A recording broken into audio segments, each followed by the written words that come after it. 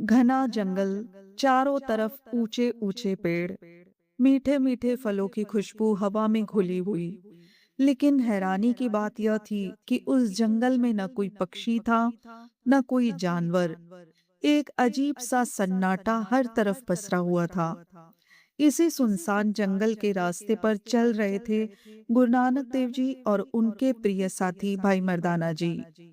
कई दिनों से दोनों यात्रा कर रहे थे। न ठीक से भोजन मिला था, न आराम।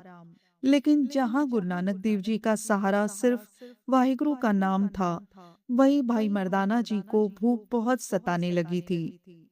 थोड़ी दूर चलते ही मर्दाना जी की नजर उन फलों से भरे पेड़ों पर पड़ी। उनके मुंह में पानी आ गया।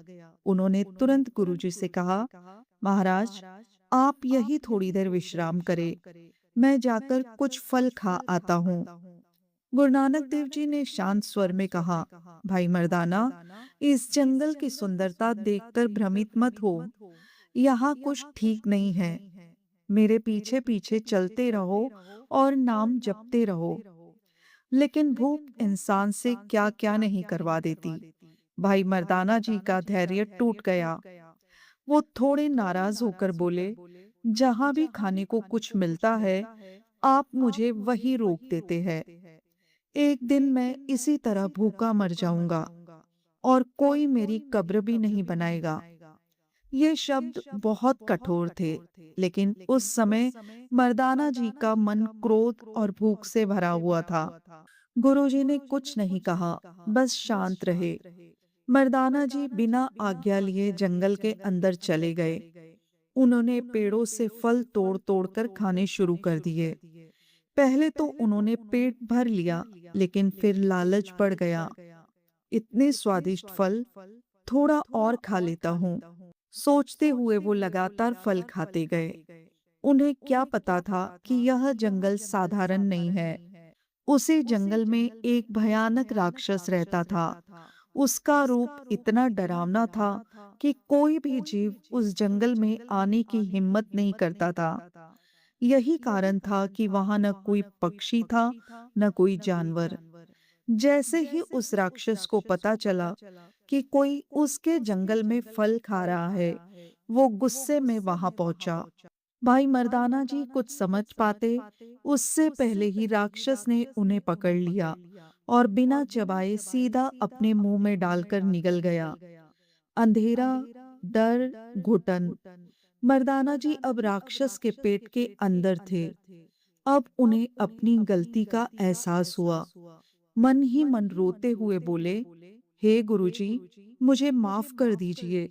मैंने गुस्से में आकर आपको बहुत बुरा कहा। मैं अज्ञानता में था। कृपया मुझे बचा लीजिए। उधर गुरु नानक देव जी सब कुछ जानते थे।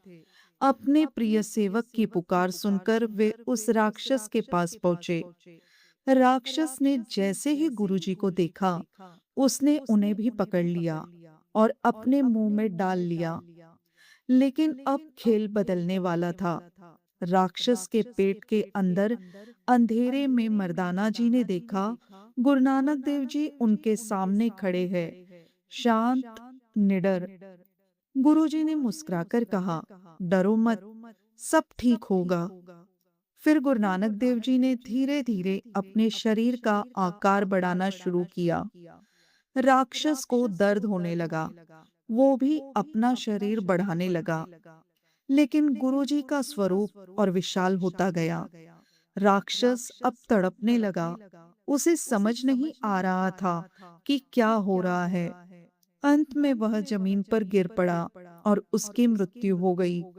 जैसे ही राक्षस का शरीर शांत हुआ, गुरुजी और भाई मर्दाना जी उसके पेट से बाहर आ गए। तभी एक अद्भुत घटना हुई। राक्षस के शरीर से एक उज्जवल प्रकाश निकला और वह एक सुंदर मनुष्य के रूप में बदल गया। उसने गुरु नानक देव जी के चरणों में सिर झुका दिया और कहा, हे महाराज, मैं कोई राक्षस नहीं था।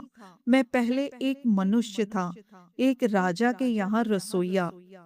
उसने आगे बताया, एक दिन राजा ने संतों के लिए भोग बनवाया था, लेकिन मुझे बहुत भूख लगी थी। मैंने संतों से पहले ही खाना खा लिया।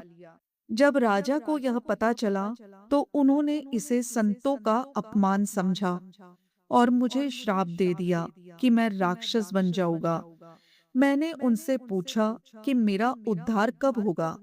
तब उन्होंने कहा, कलयुग में जब गुरु नानक देव जी आएंगे, तब उनके दर्शन से तुम्हें मुक्ति मिलेगी। उसकी आंखों में आंसू थे। आज आपके दर्शन हुए और मैं इस श्राप से मुक्त हो गया। मेरा जीवन सफल हो गया। गुरु नानक देव जी ने उसे आशीर्वाद दिया और वह आत्मा प्रकाश में विलीन हो गई। अब भाई मर्दाना जी की आंखों से भी आंसू बह रहे थे। उन्होंने गुरुजी के चरणों में गिरकर कहा, महाराज, मुझे क्षमा कर दीजिए। मैंने आपको बहुत बुरा कहा। मैं अपनी भूख और गुस्से में अंधा हो गया था। गुरु नानक देव जी ने प्रेम से उन्हें उठाया और कहा, भाई मर्दाना, जब इंसान अपने मन के पीछे चलता है तो वह दुख पाता है, लेकिन जब वह गुरु के वचन मानता है तो वह हर मुसीबत से बच जाता है।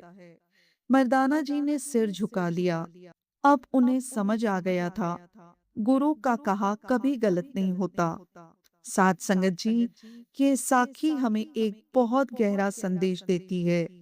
जब हम अपनी इच्छाओं और लालच के पीछे भागते हैं, तो हम मुसीबत में फंस जाते हैं, और जब हम गुरु की बात मानते हैं, तो वही हमें हर संकट से बचाते हैं।